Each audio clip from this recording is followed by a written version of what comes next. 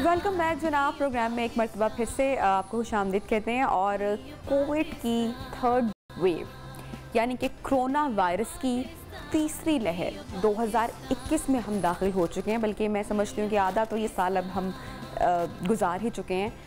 Virus is still there, virus अभी भी है, लेकिन बहुत सारे लोग अब हम में नहीं रहे इस वायरस की वजह से। और उसकी एक बहुत बड़ी वजह देखते आती है हमारी लापरवाही है। वक्त पे हमारा मैंने बहुत सारे ऐसे लोगों से मुलाकात की जिनको पता था कि ये कोविड है, लेकिन हम डिनाइल में, शायद बहुत सारे लोग ऐसे मान नहीं रहे होते कि ये कोविड हो सकता है। नहीं, ये तो नॉर्मल रूटीन की खांसी है, अरे ये तो नॉर्मल सीजनल बुखार है। और उस सीजनल चीज़ों को नॉर्मली डील करते करते बस पैनाडोल की गोलियां लेते लेते ही वो कब आपके लंग्स को पकड़ लेता है, या कब आपके बॉडी पार्ट्स को पकड़ लेता है, या कब आपकी सांसें लेना दुश्वार हो जाती हैं, आपको पता ही नहीं चलता। तो इस सेगमेंट में हम खासकर बात करेंगे, क्योंकि कोविड के जितने भी पेशेंट्स इस जहान फ़ानी से रुखसत कर गए हैं वो इसी वजह से किए हैं कि ये जो वायरस है ये सीधा अटैक कहाँ पे करता है, आपके लंग्स पर जाकर, यानी कि आपको सांस लेने में दुश्वारी होती है। पेशेंट को पता ही नहीं चलता कि कब ये वायरस उसके अंदर इतना ज़्यादा फैल चुका है। तो आज हम छोटे छोटे टिप्स आपको लाजमी देंगे।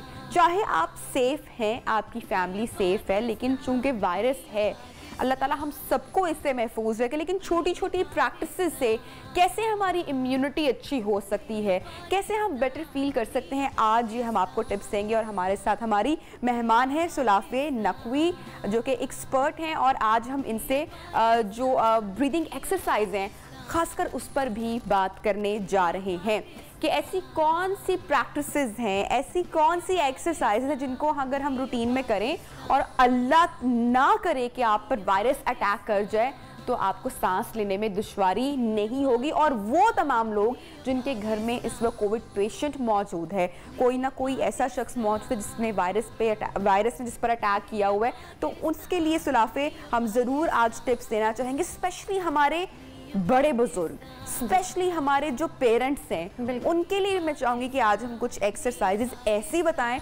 जो वो घर में आराम से अपने बेड पर, सोफे पर बैठे बैठे कर लें। जी बिल्कुल, थैंक यू सो मच। सबसे पहले थैंक्स फॉर हैविंग मी। और जैसा कि आपने बात की पहले से ही इम्यूनिटी की बात कर रहे हैं, तो इम्यूनिटी के लिए सबसे पहले एक प्रेशर पॉइंट हो जाए जो कि आसान है सबके लिए। इम्यूनिटी कोरोना से पहले और आपकी लाइफ में हमेशा और कोरोना के दौरान हर वक्त ज़रूरी है, हर चीज़ से बचने, क्योंकि अगर इम्यूनिटी आपकी स्ट्रॉन्ग है तो जितने लोग बचे हुए हैं वायरस से, वो किस वजह से बचे हैं? तो आप वायरस का सिर्फ होस्ट तब बनेंगे एंड जस्ट लेट इट, जब आपकी इम्यूनिटी वीक हो जाएगी। बिल्कुल, जब आपकी इम्यूनिटी वीक हो जाए। और अगर आप वैसे भी घर में बैठे बैठे कभी भी अपने जो आपकी रिंग फिंगर होती है उसकी टिप को अगर आप प्रेस करते रहते हैं या टैप करते रहते हैं 30 सेकेंड से 1 मिनट तक, या 1 मिनट से आप 2 मिनट तक इसको कर सकते हैं 2 से 3 दफा घर बैठे हुए। दिखाएं हम जरा हमारी ऑडियंस को जरा सा क्लोज अप दिखाते हैं। आप अपना जो आपका डोमिनेंट हैंड है उससे आपने रिंग फिंगर की जो आपकी टिप है उसको आपने या तो इस तरह से, जिससे मसाज कहा जा सकता है, या टैप करना है, इसे थोड़ा सा प्रेशर देना होगा, इसे एक्यूप्रेशर भी कहते हैं। तो ये प्रेशर पॉइंट है आपकी इम्यूनिटी को बूस्ट करने के लिए। तो पहली चीज तो ये हो गई जो बहुत जरूरी है। इम्यूनिटी बूस्टर के लिए ये इस मसल की या इस एरिया की जो मसाज करनी होती है वो इम्पोर्टेंट है, बिकॉज आपके हाथ में हर चीज का प्रेशर पॉइंट मौजूद होता है। इवन अगर आप लंग्स की बात करें कि सबसे पहले वो लंग्स पर अटैक करता है, सो अगर कोई एस्थमेटिक है या सांस से रेलेवेंट कोई इशू है तो ये उसका प्रेशर पॉइंट होता है। सबसे पहले मिडिल फिंगर और रिंग फिंगर से नीचे जो हॉलो सी जगह बनी होती है उसको अगर आप प्रेस करते रहे तो इससे रेलेवेंट कोई भी इशू होगा आप उससे ज़ाहिर है उस चीज़ पर आपको क्योर मिल सकता है उससे। अब बारी आती है ब्रीदिंग एक्सरसाइज क्या हो सकती है। सबसे पहले एक चीज़ मैं कहूँगी कि कोशिश करें कि जब आप खाना खा रहे हैं या नॉर्मली कोई एक्सरसाइज करें, सबसे पहले इसे वज्रासन बोलते हैं। इतना आसान है, आप जिस तरह बैठते हो, आप वज्रासन में बैठो तो आपके डाइजेशन के जितने भी इश्यूज हैं ये सॉल्व हो जाएंगे डाइजेशन के, हाजमे के। बिल्कुल, और जितना भी अगर आप इसके अंदर बैठते हो, आप खाना खा रहे हो। ये मेथड कहाँ का है? Is eat Chinese? योगा में कहा जाता है कि आप बैठे, और जापानीज जितने आपने देखोगे इस पोस्चर में बैठते हैं, अक्सर बुद्धिस्ट मंक भी बैठे होते हैं, बट हम अगर योगा की बात करें तो आप इस पोस्चर में बैठते हो ताकि आपकी डाइजेशन जो है वो बेहतर हो, आपका खाना सही से आपको हजम हो। बट आप इसमें बैठे, आपने क्या करना है, अगर आप सांस के मसले से गुजर रहे हैं और अगर खुदा न खास्ता कोविड से गुजर रहे हैं, तो आपने क्या किया, इनहेल किया from your nose and exhale through your mouth. एक सर्कल बनाने के साथ साथ आपने इनहेल एंड एक्सहेल करना है। Inhale and exhale, inhale and exhale.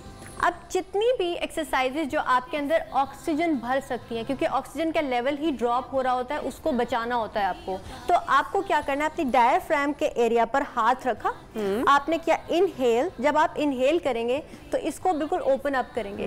इस पोस्चर से आपके जो लंग्स हैं उसमें सही से आपकी जो इनहेलेशन है वो हो जाएगी, क्योंकि हम अक्सर सांस सही नहीं लेते। पहली चीज़ तो inhale from your nose, inhale and exhale. इसमें एक ही पॉइंट ये होगा, जब भी नॉर्मली भी हम सांस लेते हैं, आप इनहेल करो तो आपका पेट बाहर को आना चाहिए, और आप जब एक्सहेल करते हैं तो आपके जो मसल्स हैं पेट के वो अंदर जाने चाहिए। तो ये राइट ब्रीथिंग एक्टिविटी करेंगे हम। ये बस इस पे तकरीबन 2-3 मिनट और लगेंगे, राइट। सो इसमें हम ये कर सकते हैं, इसके अलावा कि जो हमारे स्पेशली जो हमारे सीनियर्स हैं, जिसमें मैं कहती हूँ बड़ी उम्र के बच्चे हैं, और उनके लिए क्या आसान होगा कि आप सिर्फ और सिर्फ वज्र आसन के अंदर बैठे बैठे आपने यहाँ हाथ रखे और इस पोस्चर में कुछ देर गुजारें। आपकी जो एयरवेज हैं, जो कि ब्लॉकेज उसमें फील होती है, वो ठीक हो जाएगी। इसके अलावा आप क्या कर सकते हो, यहाँ आपने अपने हाथ लॉक कर दिए। लॉक करने के बाद जैसे ही आप, इसको कहते हैं heart opening. Heart opening means के ये चीज मैं चाहूंगी कि आप थोड़ा सा पोस्चर चेंज कर लें ताकि हम अपनी ऑडियंस को दिखा सकें। अगर आप फॉर श्योर। अब यहाँ पर अगर इज इट ओके नाउ, यहाँ पर अगर आप इस तरह बैठ जाते हो कि आप वज्रासन में बैठे हुए हो, आपने अपने हाथों को पीछे यहाँ पर लॉक किया। लॉक करने से ये होता है कि इसे हार्ट ओपनिंग कहते हैं। स्ट्रेस में है या आपको सांस सही से नहीं आ रहा, या आप ऑक्सीजन का लेवल बेहतर बनाना चाहते हैं, तो आपने अपनी नेक को ऊपर किया और इनहेल किया, एंड एक्सहेल। या अगर आपसे आप थक रहे हो और आपसे ये सब नहीं हो रहा, आप कह रहे कोई आसान चीज़ हो। अच्छा सुराफा, यहाँ पर चूँकि मैंने प्रोग्राम के शुरू में बात की थी, सेगमेंट के शुरू में बात की थी कि हम अपने पेरेंट्स के लिए बहुत ज़्यादा कंसर्न है कोविड के दिनों में कि अल्लाह ताला उनको इस वायरस से बचा कर रखे। और जो ब्रीदिंग अभी आपने हमें एक्सरसाइज बताई है, इसकी सबसे प्यारी बात क्या है कि जब बड़े बुजुर्ग हमारे मान नहीं रहे होते ना, तैयार नहीं रहे होते कि नहीं भाई नहीं करनी है एक्सरसाइज, क्यों बिल्कुल तंग कर रहे हो, तो ये जो नमाज का पोस्चर इतना खूबसूरत है कि हमारे बड़े बुजुर्ग जब भी अगर नमाज के लिए बैठे और उससे जब वो फारिग हो दुआ के बाद, तो आप आराम से 5 to 10 मिनट्स मैक्सिमम अगर आप अपने आप को ब्रीदिंग के लिए दे दें और ये एक्सरसाइज आप कर सकें, तो कोई स्पेशल टाइम निकालने की आपको जरूरत नहीं। क्या ख्याल है? बिल्कुल, आपने बहुत अच्छा आइडिया दे दिया है, क्योंकि एंगेज किस तरह, जैसे एक बच्चों को और एक बड़ों को एंगेज करना थोड़ा सा मुश्किल होता है, तो उनको कोई ना कोई ऐसी चीज़ देनी होती है, बताना होता है जिसमें उनका इंटरेस्ट हो या वो आसानी से कर सकें। एक चीज़ जो मैं यहाँ बताना चाहूँगी कि प्रैक्टिस आप किस तरह ब्रीदिंग की कर सकते हो, डीप ब्रीदिंग करें या अनुलोम विलोम। अच्छा, डीप ब्रीदिंग में ज़रा थोड़ा सा मैं चाहूँगी कि डिटेल में बात करें और इसके कितने फ़ायदे हो सकते हैं, इस पर भी बात हम करेंगे इन डिटेल। लेकिन हम ज़रा हमारी ऑडियंस को यहाँ पे बताएं कि जैसे कि हम आपको आज एक्टिविटीज़ बता रहे हैं कि घर में आपकी पेरेंट्स या आप लोग किस तरह से कर सकते हैं ताकि सांस लेने में जिन लोगों को दुश्वारी हो रही है, अगर वो छोटी सी एक्सरसाइज करेंगे तो उनको कितना उससे फ़ायदा हो सकता है। अभी हमें ज्वाइन किया है, हमारे साथ मौजूद हैं डॉक्टर सोमिया केदार, जिनसे हम रिसेंट जो कोविड की वेव है उस पर थोड़ी सी बातचीत करेंगे। जी अस्सलाम वालेकुम डॉक्टर सोमिया। कैसे आपने दिया? मैं बिल्कुल ठीक ठाक हूँ। डॉक्टर सोमिया जरा बताएगा हमें कोविड की जो 3rd वेव है अभी, इसमें क्या तब्दीली जो है वो आई है? आई थिंक कि जो कोविड-19 की 3rd वेव के केसेस हैं वो ग्रेजुअली डिक्लाइन कर रहे हैं, और it's a very good thing कि जो हमने SOPs पे अमल किया है ईद की छुट्टियों के दरमियान, वो हमें पे ऑफ कर रहा है और हमारे नंबर ऑफ केसेस में कमी आ रही है। आहिस्ता आहिस्ता हमारा ग्राफ नीचे आ रहा है, और जो हम दोबारा से 5-6,000 के फिगर्स पे चले गए थे, they have come down to around 3,000 now in the country. और तमाम सूबों में बेहतरी है और नंबर ऑफ केसेस कम भी हो रहे हैं और नंबर ऑफ सीरियस केसेस में भी थोड़ी बेहतरी देखी गई है। पॉजिटिविटी रेट जो है वो भी हमारा नीचे आ गया है। एक जमाने में लाहौर का 23% पे चला गया था, अब 5% पे नीचे हमारे पास पॉजिटिविटी रेट भी आ रहा है। So I think we are getting into a better position as far as the numbers are concerned. Doctor Somi, यहाँ पे ये बात करना बहुत लाजमी है कि चूंकि वैक्सीनेशन तो आ चुकी है और उसकी रजिस्ट्रेशन के इंदराज का अमल भी जारी है, और पहले जैसा कि हम लोग तमाम लोग जानते हैं कि 60+ लोगों को लगाई गई और उसके बाद 40+ और अब 30+ लोगों की भी उनका भी इंदराज किया जा रहा है। इस वैक्सीनेशन के बारे में लोगों को लेकर उनके जहन में बहुत सारी मिथ्स हैं, बहुत सारी गलत फहमी है, और आपको पता है कि हमारे यहाँ कल्चर है या रिवाज है कि हम बहुत टाइम ले लेते हैं किसी चीज़ को अंडरस्टैंड करने में। तो ज़रा मैं चाहूँगी कि आप इस मामले को भी केटर कीजिए उन सारी मिथ्स को जो कि एक आम बंदा समझता है वैक्सीनेशन के हवाले से, उस पर बात करना बहुत जरूरी है। देखिए जी, वैक्सीनेशन एक ऐसा टूल है जिसके जरिए हम डिजीज पर काबू पा सकते हैं। जब से कोविड-19 का पैंडेमिक शुरू हुआ था, the only thing that we were waiting for कि जिसकी वैक्सीन आए ताकि इस डिजीज को खत्म किया जा सके, और अब वैक्सीन भी अवेलेबल है और पाकिस्तान गवर्नमेंट की तरफ से फ्री ऑफ कॉस्ट लोगों को ये ऑफर है कि वो वैक्सीनेट कराएं अपने आप को। लेकिन ये जो मिथ्स और मिसकंसेप्शंस और गलत मैसेजेस हैं ये लोगों को मिसलीड करते हैं। ठीक है डॉक्टर सोमिया, जो अक्सर लोग ये बात कर रहे होते हैं कि भाई देखो फलां बंदे ने तो वैक्सीनेशन करवाई थी, खान साहब ने तो करवाई थी और उसके बाद देखो उनको कोविड हो गया, उस बंदे ने करवाई थी, फलां मिनिस्टर ने करवाई थी, फलां एक्टर ने करवाई थी और उसको भी फिर हो गया। इस पर मैं चाहूंगी कि आपके कमेंट्स में लाजमी लूं।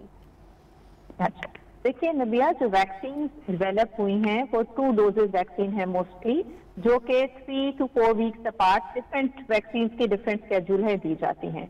आपको प्रोटेक्शन डिजीज से तभी मिलती है जब आपने दोनों डोजेज लगवा ली हो और उसके बाद 15 से 20 दिन का टाइम गुजर गया हो, बिकॉज इतना टाइम रिक्वायर्ड होता है बॉडी के इम्यून रिस्पॉन्स को बिल्ड होने में जो आपको प्रोटेक्ट करता है डिजीज के अगेंस्ट।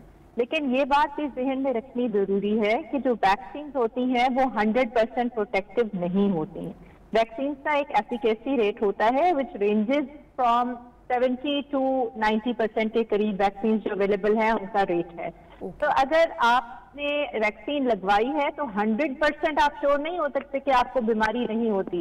इसीलिए हम कॉन्स्टेंटली ये कहते रहते हैं कि एसओपीज को फिर भी फॉलो करना है, मास्क पहनना है, सोशल डिस्टेंस मेंटेन करना है, ताकि जो मिनिमल चांसेस हैं कि वैक्सीन के बाद भी किसी को इन्फेक्शन हो सकती है उसको भी प्रिवेंट किया। डॉक्टर सोमिया, एक और बात मैं आपसे पूछना चाहूंगी, क्योंकि मैंने अपनी फैमिली में भी देखा, अपने थोड़ी सी फ्रेंड सर्कल में भी देखा, उन खवातीन को सफ़र करते हुए देखा जो कि प्रेग्नेंट खवातीन थी और जिन पर जब इस कोविड वायरस ने अटैक किया, तो आपको पता है कि वैसे भी आपके इमोशंस बहुत हाई होते हैं और फिजिकल चेंजेस भी बहुत सारे आ रहे होते हैं, तो वो एक वेंचर बहुत डिफिकल्ट हो जाता है प्रेग्नेंट खवातीन के लिए, क्योंकि आप बहुत कंसर्न होते हैं अपनी इस 9 मंथ्स की ब्यूटीफुल जर्नी को लेकर। मुझे बताएगा कितना डाटा अभी तक कलेक्ट किया जा चुका है कि प्रेग्नेंट खवातीन भी क्या वैक्सीनेशन लगवा सकती हैं या अवॉइड करना चाहिए, इस बारे में अभी तक क्या रिसर्च कहती है? देखिए, जो वैक्सीन स्पेसिफिक डाटा है इन प्रेग्नेंट पॉपुलेशन वो तो हमारे पास लोकल पॉपुलेशन का अवेलेबल नहीं है, लेकिन ये जो वैक्सीन पाकिस्तान में ऑफर की जा रही है which is a killed inactivated vaccine, these vaccine are considered safe in pregnancy. और मेरे बहुत सारे जानने वाले लोगों ने भी ये वैक्सीन लगवाई है और इसके कोई भी हार्मफुल इफेक्ट्स ना मदर पे और ना होने वाले बच्चे के ऊपर हैं। बहुत सारी ऑर्गेनाइजेशन वर्ल्ड ओवर जो गायनोकोलॉजी और ऑब्स्टेट्रिक्स की हैं उन्होंने इस वैक्सीन को सेफ करार दिया है, और अब और स्टडीज भी हमारे पास सपोर्ट कर रही हैं कि vaccination in pregnancy is safe and all patients who are pregnant they can also get vaccinated for COVID-19. तो इसके लिए आप बेहतर तो ये है कि आप अपने मौलिद से जरूर राब्ता करें and they will guide you the best. लेकिन generally these vaccines are considered safe for pregnancy. Thank you so much doctor Somiya, आपने टाइम निकाला।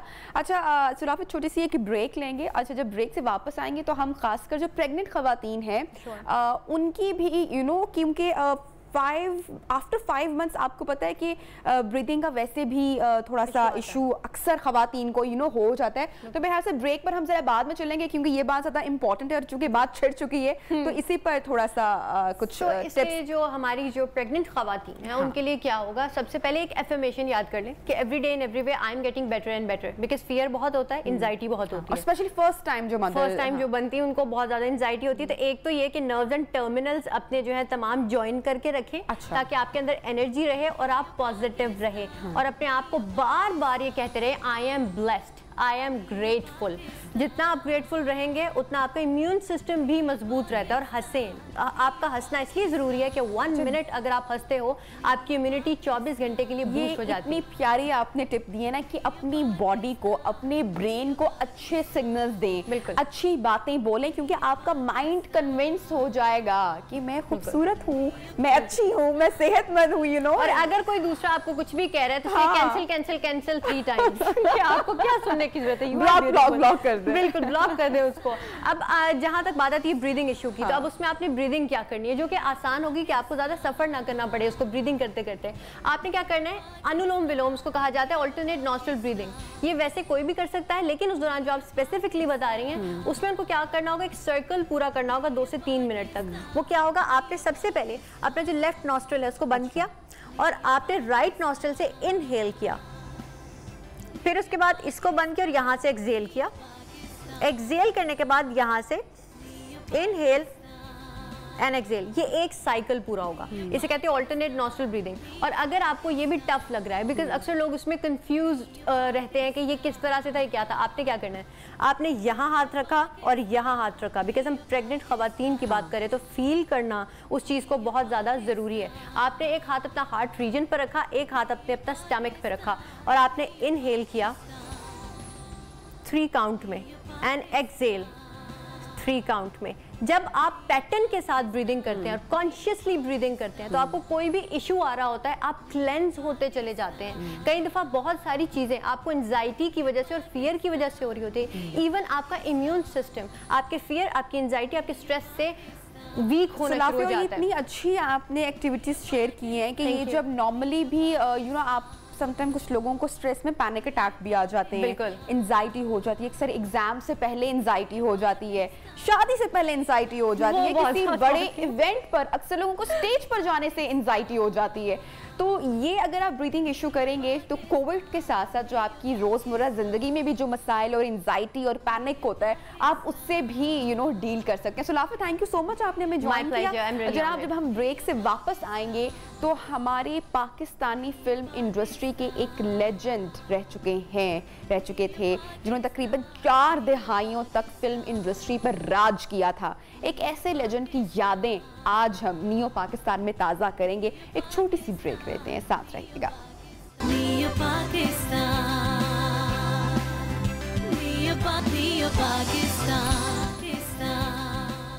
वेलकम बैक जनाब, प्रोग्राम में आपको खुशामदीद कहते हैं। और आज हम नियो पाकिस्तान में एक ऐसे लेजेंड अदाकार का जिक्र करने जा रहे हैं जिन्होंने पाकिस्तानी फिल्म इंडस्ट्री को बहुत कुछ दिया है। तकरीबन 4 दहाइयों तक उन्होंने पाकिस्तानी फिल्म इंडस्ट्री पर राज किया है। किसने जाना था कि यहाँ पर आने वाला एक आर्टिस्ट जिसका फिल्म नगरी से कोई ताल्लुक नहीं है और वो इस इंडस्ट्री को इतना नवाजेगा और इतना नाम कमाएगा। जनाब, हम आज बात कर रहे हैं कॉमेडी किंग रंगीला साहब की, जिनको हमसे बिछड़े तकरीबन 16 बरस बीत चुके हैं। आज इस प्रोग्राम में हम उनको ट्रिब्यूट पेश करते हैं और उनकी यादें ताज़ा करेंगे। हमारे साथ मौजूद हैं रंगीला साहब की साहबजादी फरा दीबा, जो कि सदर cultural wing of Muslim League काफ भी हैं।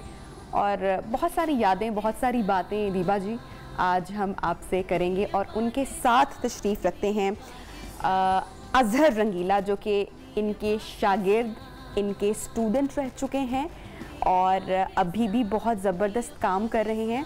और मैं देख सकती हूँ कि एक जो हेयर स्टाइल अभी भी आपका जो है वो बहुत सिमिलर उनसे है। बहुत सारी बातें आपसे भी करेंगे। मुझे सबसे पहले फरा जी बताइएगा, एक शख्स जिसका फिल्म नगरी से कोई ताल्लुक़ नहीं है वो आता है और फिर आता है और बस फिर वो छा जाता है। एक ऐसी शुरुआत होती है, क्या क्या बातें उन्होंने शेयर की थी आपसे अपने करियर के आगाज़ के बारे में, कि कैसे उनका ये सुनहरे दौर का आगाज़ हुआ, फिल्म इंडस्ट्री में कदम कैसे रखा था? जी अस्सलाम वालेकुम। न्यू टीवी जो है हमारे चैनल, उनका बहुत बहुत शुक्रिया। उन्होंने मेरे वालिद साहब के लिए ट्रिब्यूट रखा, और देखने वाले जो नाजरीन हैं उनका भी शुक्रिया कि मेरे यानी कि वालिद साहब की इस ट्रिब्यूट में वो शामिल हैं।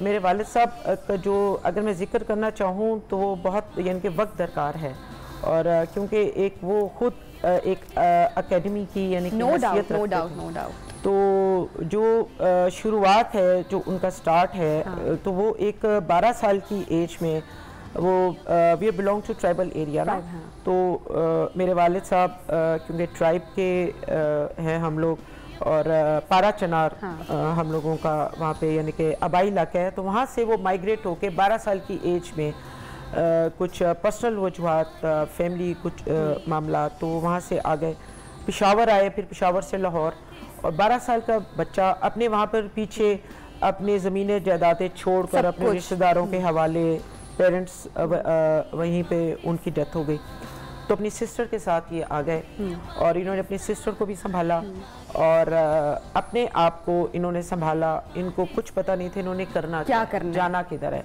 और इन्होंने मेहनत मजदूरी की, और इनिशियली पेंटिंग से बात कर रही हूँ जो कि देखने वाले हमारी यूथ भी हैं, कुछ मायूस लोग भी होंगे, कुछ दुखी लोग भी होंगे, उनके हौसले के लिए मैं ये बात करना चाह रही हूँ, और उस पर अमल भी करें कि वो जो शख्स हैं उन्होंने अपने आप को संभाला, अपने मेहनत मजदूरी की, बसों में चीज़ें बेची, सड़कों पे चीज़ें बेची, किताबें बेची, और मैं कहती हूँ कि जो जो उनको रास्ता नज़र आया यानी कि वो कमाई का, कि उन्होंने अपने आप को खुद संभालना है, खुद पालना है, किसी से मांगना नहीं है, वो उन्होंने ज़रिया यानी कि वो इख्तियार किया, और आखिरकार जब वो बड़े हुए तो वो उन्होंने पहलवानी की तरफ आए। तो जब वो ये बॉडी बिल्डिंग की तरफ, तो जो बॉडी बिल्डिंग की तरफ आए, तो जब उन्होंने स्टार्ट किया स्टेज पे, तो लोगों ने हंसना शुरू कर दिया। ये पहला वक्त था जी, पहला वक्त था उनका ये पब्लिक के सामने, तो लोग हंस रहे हैं, तो वो फिर दोबारा से तो वो बैक स्टेज पे चले जाते हैं, और वहाँ पर जो है उनको जो उनके उस्ताद थे उन्होंने कहा कि मैं कुछ भी करता हूँ तो स्टार्ट होता हूँ तो वो लोग हंस पड़ते हैं, कहते बेटा आप कुछ और करो, ये दुनिया आपको देख के खुश हो रही है, कुछ ऐसा करो कि आप लोगों में कुछ ऐसा कुछ रास्ता। बहरहाल उनको करते होते होते वो फिल्म इंडस्ट्री की लाइन की तरफ आए, किसने बताया, और उनका कोई नहीं था, कोई उनका कोई बैकग्राउंड नहीं है, फिल्म इंडस्ट्री कुछ भी नहीं है। वो जनाब जी जो है वो आ गए, और रंग महल में वो रहते थे, और पैदल आते थे। कहाँ पर? जो सब्जादार के पास है, जो शानू एवेन्यू स्टूडियो, बहुत फासला है रंग महल से। ऑडिशन करने यहाँ पर आए या कोई ख्वाब? बस वो किसी ने बताया कि आप वहाँ जाएं, आप कुछ इस तरीके का कुछ करें, मूवीज में आ जाएं, ड्रामों में आ जाएं। बहरहाल जिस तरह उन्होंने खुद हमें बताया हुआ है उस हवाले से, बहरहाल वो आए और उन्होंने काम मांगा, लेकिन लोग कहते थे आप जाओ, आप तो इस काबिल नहीं हो। और जो डायरेक्टर प्रोड्यूसर्स होते थे उस दौर के, तो आप अपने आप को देखो, आप क्या कर सकते हो। आखिरकार वो पीछे पड़े रहे क्योंकि वो काम की लगन थी। आखिरकार उनको एक छोटा सा रोल मिला, और एक एक्स्ट्रा रोल जिसमें उन्होंने बहुत अच्छा यानी कि परफॉर्म किया।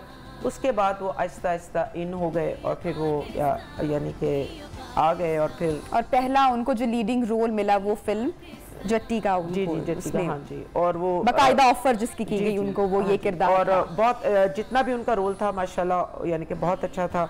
फिर इस तरह वो कामयाबी, और फिर ये सिलसिला रुका नहीं, और एक्टिंग के साथ साथ इन्होंने प्रोडक्शन भी की, डायरेक्शन भी की, और एक वक्त आया कि जब सिंगिंग भी की। और मेरे ख्याल से शायद ही कोई और फनकार हमारी फिल्म नगरी का, फिल्म इंडस्ट्री का ऐसा हो अजहर, के जिन्होंने एक ही वक्त पर 4 मुख्तलिफ चीज़ें की, और चारों में लोगों ने इतना सराहा, मतलब गुलकारी में भी इतना सराहा गया उनको, तो उनके शागिर्द होने का एजाज़ जनाब आपको हासिल है। बात ये है कि जी उनके शागिर्द सभी हैं, सभी वो उस्ताद लोग थे ना जी। मेरे हिस्से में ये आया कि मैं वो हूँ जिसे वो जानते थे, अल्लाह ने गिरके रहमत फरमाए। ये मैं रिकॉर्ड की बात बता रहा हूँ। सन 2003 में हम दोनों का इंटरव्यू पीटी वर्ल्ड पे हुआ। फरूक कैसर जो अंकल सरगम बनते उन्होंने किया। तो इंटरव्यू में उन्होंने पूछा कि आप अजहर से मुतमिन हैं, ये काम ठीक कर रहा है। तब फिल्म चूड़ियाँ लग चुकी थी, निकी जी हाँ, डाकू रानी, चुदरानी, बहुत सारी, मतलब 40-50 फिल्में मेरी लग चुकी थी। तो कहने लगे ये मेरा वो बेटा है जो मेरा नाम है। मैं कहता हूँ वो इंसान इससे कई दर्जे बड़े थे, फनकार तो उन जैसा कोई नहीं हो सकता। जो इंसान थे ना, क्योंकि उन्होंने मुझे ऐसे करके आगे करके किया। अगर किसी ने कहा भी ना उनके सामने कि ये आपका बेटा है, तो उन्होंने बात को मोड़ा नहीं, हाँ मेरा नाम वाला पुत्र है। तो मैं तो उनके मानने वालों में से। और आप उनके स्टाइल को भी आगे लेकर, उनके नाम को लेकर आप आगे चले भी। पहली मुलाकात क्या थी वो बताइए। मुलाकात बड़ी जबरदस्त किस्म की है कि मैं स्टूडियो आता तो अंदर नहीं जाने देता था कोई। अच्छा। तो मैं गेट पे ही खड़ा था। तो उमर शरीफ साहब, अच्छा, हमारे बेहतरीन आर्टिस्ट, बहुत आला इंसान, वो लाहौर थिएटर उनका बन रहा था। तो वो स्टूडियो आया करते थे। ये किस सन की बात है?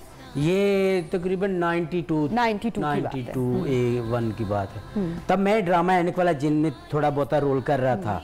उसमें शाही सपेरा बना था, फिर ताहिर साहब ने मौका दिया, मगर मैं फिल्म में आना चाहता था। मैं गेट पे खड़ा तो उमर शरीफ साहब की गाड़ी आई। अच्छा। तो मुझे चौकीदार अंदर नहीं जाने दे रहा। तो गाड़ी रोके ना, शीशा नीचे कर कहते हैं अरे यहाँ क्यों खड़े हो, चलाओ बैठो, आओ चलो। मैं कहा अच्छा। मैं बैठ गया। तो सीधे अंदर अपने दफ्तर ले गए। क्या हाल है? मैं कहा ठीक है। अच्छा, और डैडी का क्या हाल है?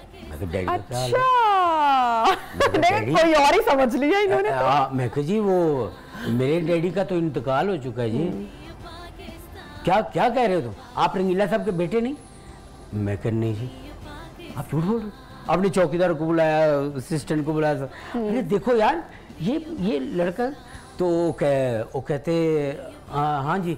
मैं कह नहीं जी मैं। अच्छा यार ये तो बड़े, उन्होंने मुझे इग्नोर नहीं किया। मुझे प्यार किया। मुझे कहा यार ये तो बड़ी जबरदस्त बात होगी। अच्छा आप काम करना चाहते हो, आप ऐसे करना चाहते हो? तो मुझे बड़ी हौसला अफजाई मेरी की। मुझे कहते आप रंगीला साहब से मिले हैं आप? मैं कह नहीं। हाँ आपको मिलना चाहिए, मैं आपको मिलवाऊंगा। उमर भाई ने फिर एक ये मुलाकात अरेंज करवाई तमासील थिएटर में जी। तो जब मैं मिला तो पहली मुलाकात थी। तो अल्लाह बख्शे उनको, तो ऐसे बैठे तो उमर भाई मुझे अंदर ले गए। खान साहब ये देखें आपका बच्चा आया आपसे मिलने। कहते तो कुछ तो लेके मुंह आ गए हैं। और मैं कहा जी क्या करते हो?